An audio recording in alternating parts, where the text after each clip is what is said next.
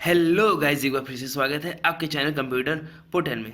तो गाइस, आज हम देखेंगे सीबीएसई क्लास 12 का केमिस्ट्री का 2021-22 का सिलेबस। इस वीडियो में हम जानेंगे क्या है हमारा केमिस्ट्री का सिलेबस, कौन कौन से चैप्टर्स हम लोग को पढ़ने हैं, इसका मार्किंग स्कीम क्या होगा, प्रैक्टिकल में हम लोग को क्या क्या परफॉर्म करना है, कौन कौन से टॉपिक्स हैं। तो इन सब के बारे में हम आज जानेंगे। सो गाइस, बिना टाइम गए वीडियो शुरू करते हैं और आज कुछ नया सीख लेते हैं।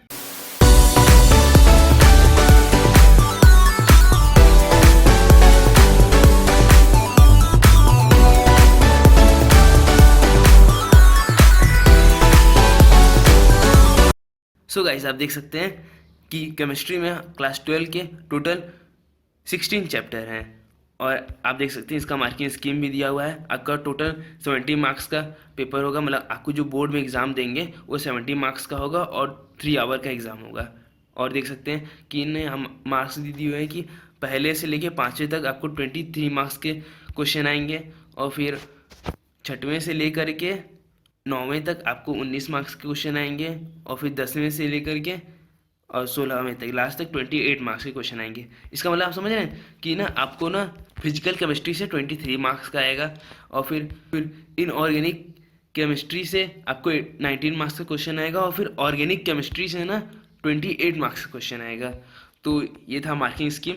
चलिए अब चैप्टर्स देख लेते हैं कौन कौन से टॉपिक पढ़ने हैं। देखिए, पहला सॉलिड स्टेट से आपको ये टॉपिक दिए हुए हैं, तो आपको करना क्या है, आपको इस वीडियो के डिस्क्रिप्शन में जाना है, इस पीडीएफ को डाउनलोड करना है। तो वहाँ एक लिंक दिया रहेगा, उस लिंक पे क्लिक करके इस पीडीएफ को डाउनलोड कर लीजिए। फिर उसके बाद क्या करना है, आपको इस पीडीएफ को खोलना है और अपनी एनसीईआरटी बुक खोलनी है और उससे जो जो इसमें टॉपिक दिए हुए हैं, जैसे classification of solid based on different bending force, molecular, ionic, covalent and metallic solids, तो ये सब जो टॉपिक दिए हैं इन सब पे ना आपको टिक लगा लेना है ताकि आप एक स्मार्ट स्टूडेंट की तरह स्टडी कर सकते हैं और आपके ऊपर लोड भी ना आए, क्योंकि आपका ये एक इम्पॉर्टेंट क्लास होता है। तो इसी वजह से आप एक फ्लाइंग नंबर से इस क्लास को पास करें। तो ये सब जो टॉपिक दिए हैं इन सब टॉपिक में टिक लगा लीजिए, फिर इन्हीं सब टॉपिक को पढ़ लीजिएगा। फिर अगर टाइम बचता है तो आप एक्स्ट्रा टॉपिक पढ़िएगा, नहीं तो छोड़ दीजिएगा, कोई ज़रूरत तो नहीं है। आपको फाइनल एग्जाम में जो बोर्ड का एग्ज़ाम होगा वो आपको इसी टॉपिक में से ही क्वेश्चन आएंगे, एक्स्ट्रा कहीं से नहीं आएंगे। देख सकते हैं सभी चैप्टर्स के टॉपिक दिए हुए हैं, तो आपको इन सब टॉपिक पर टिक लगा लेना है और इन्हीं सब टॉपिक को पढ़ना है। फिर अगर टाइम बचता है तो फिर आप पढ़ सकते हैं। यह था आपका इनऑर्गेनिक केमिस्ट्री और फिर यहाँ से आपका चैप्टर 10 से ऑर्गेनिक केमिस्ट्री स्टार्ट हो जाता है। काफ़ी इंपॉर्टेंट है, क्लास 12 में ऑर्गेनिक केमिस्ट्री का बहुत इंपॉर्टेंस है, तो आप ऑर्गेनिक केमिस्ट्री को जरूर पढ़ लीजिएगा। बायोमोलिकुल्स तक आ गए, जो कि हमारा चैप्टर 14 है और टोटल 16 चैप्टर हैं। ये आपका लास्ट चैप्टर पहुंच गया। अब आइए जान लेते हैं प्रैक्टिकल के बारे में। देखिए, प्रैक्टिकल आपका 30 मार्क्स का होगा और उसमें पहला आपका जो प्रैक्टिकल होगा वॉल्यूमेट्रिक एनालिसिस, जो कि 8 मार्क्स का रहेगा। फिर सॉल्ट एनालिसिस, जो कि 8 मार्क्स का वो भी रहेगा। और फिर उसका कंटेंट बेस्ड एक्सपेरिमेंट, जो कि आपका 6 मार्क्स का रहेगा। फिर एक आपको इन्वेस्टिगेटरी प्रोजेक्ट बनाना है, जो कि प्रोजेक्ट वर्क रहेगा आपका, वो 4 मार्क्स का रहेगा। फिर एक वाइवा या क्लासरूम की जो कॉपी रहेगी उस पर बेस्ड जो नंबर मिलेंगे वो 4 मार्क्स का रहेगा। ठीक है, टोटल आपको इससे 30 मार्क्स हो जाएंगे और आपका प्रैक्टिकल 2.5 या 3 आवर का होंगे। आपका ये जो प्रैक्टिकल है वो माइक्रो केमिकल मेथड से ही किया जाएगा। माइक्रो केमिकल मेथड मतलब हुआ कि आपको थोड़े थोड़े केमिकल्स मिलेंगे, आपको उसी केमिकल्स को ही परफॉर्म करके आपको एक्सपेरिमेंट को दिखाना है। ठीक है, तो देख सकते हैं ये सब टॉपिक दिए हुए हैं कि आपको कौन कौन से एक्सपेरिमेंट करने हैं। वो आपको टीचर अपने हिसाब से बता देंगे कि ना आपको कौन कौन से एक्सपेरिमेंट परफॉर्म करने हैं। ये पूरे नहीं परफॉर्म करने हैं, तो आपको वो टीचर आपके बता देंगे कि ना आपको ना कौन कौन से एक्सपेरिमेंट या प्रैक्टिकल परफॉर्म करने हैं। ठीक है, देख सकते हैं इसमें आपको एक इन्वेस्टिगेटरी प्रोजेक्ट बनाना होता है। यहाँ कुछ टॉपिक दिए हुए हैं उस प्रोजेक्ट के पर, लेकिन आप कुछ एक्स्ट्रा टॉपिक भी बना सकते हैं अपने टीचर से पूछ करके।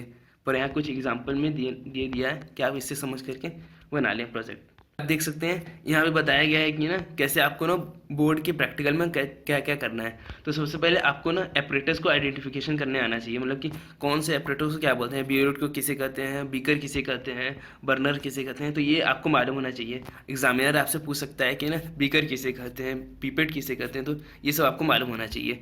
फिर उसके बाद आपको रिटर्न प्रैक्टिकल करना है तो वो जो कि 10 मार्क्स का रहेगा, आपको आंसर शीट में उसको करना होता है, फिर प्रैक्टिकल परफॉर्म करना होगा और फिर प्रैक्टिकल रिकॉर्ड जो रहेंगे वो सब आपको दिखाने होंगे और फिर लास्ट आपका वाइवा 10 मार्क्स का होगा, वो आपको एग्जामिनर आपसे पूछेंगे ना, ये रहेंगे।